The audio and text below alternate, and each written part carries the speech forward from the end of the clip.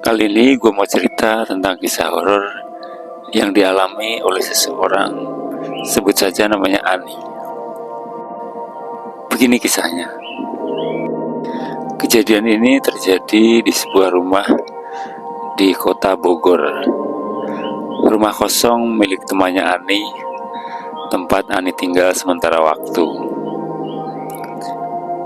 Rumah itu besar, 2 lantai, dengan halaman luas yang kadang terasa lebih menyeramkan daripada menenangkan. Ani tidur di lantai atas, di kamar dengan kamar mandi di dalam. Pada awalnya sih semua terasa biasa-biasa saja. Sampai di suatu malam, Ani sedang nonton TV.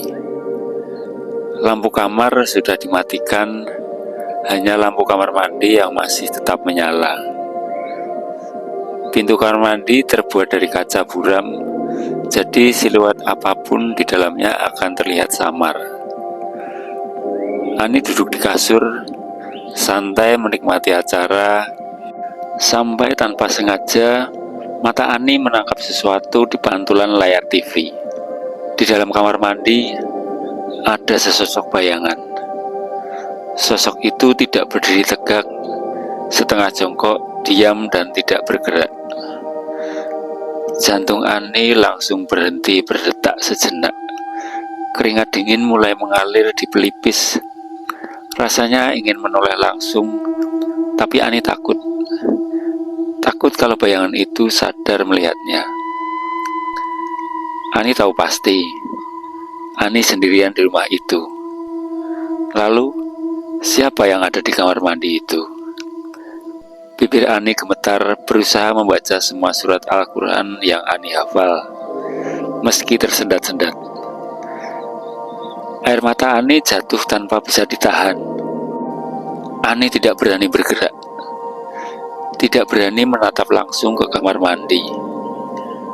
Ani hanya bisa duduk diam, berharap apapun yang ada di sana pergi dengan sendirinya.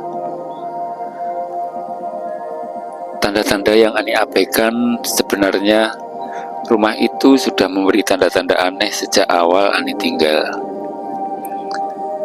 Hampir setiap malam, terutama menjelang subuh, ada bau wangi pandan atau bunga-bunga yang tiba-tiba muncul entah dari mana.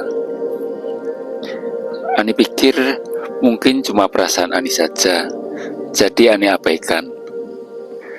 Di dapur pun sering terasa ada yang menemani Ani. Saat memasak, Ani bisa merasakan desiran gerakan tubuh lain di sekitarnya. Seperti ada seseorang yang berdiri di dekat Ani, mengamati, sesekali bergerak pelan. Tapi Ani selalu mengabaikannya. Namun malam itu, Ani tidak bisa mengabaikannya lagi.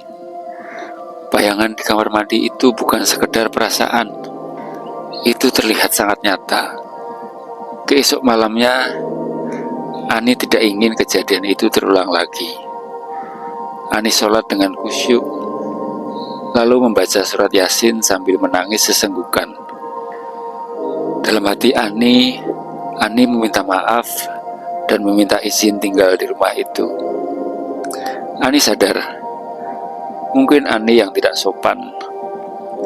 Saat datang ke rumah itu begitu saja, tanpa meminta izin kepada penghuni lamanya. Mereka ada, berbagi tempat dengan kita. Sejak malam itu, gangguan seperti itu tidak pernah terjadi lagi. Kadang masih ada bau wangi yang datang tiba-tiba, tapi Ani hanya menarik nafas panjang dan menghela pelan-pelan. Sudahlah. 4 bulan Ani tinggal di rumah itu. Akhirnya Ani kembali ke rumahnya sendiri. Dan sejak saat itu, Ani percaya bahwa makhluk-makhluk astral memang ada. Mereka hidup berdampingan dengan kita, meskipun tak kasat mata. Oke, sekian dulu cerita dari gue. Semoga cerita ini menghibur. Sekian dan terima kasih.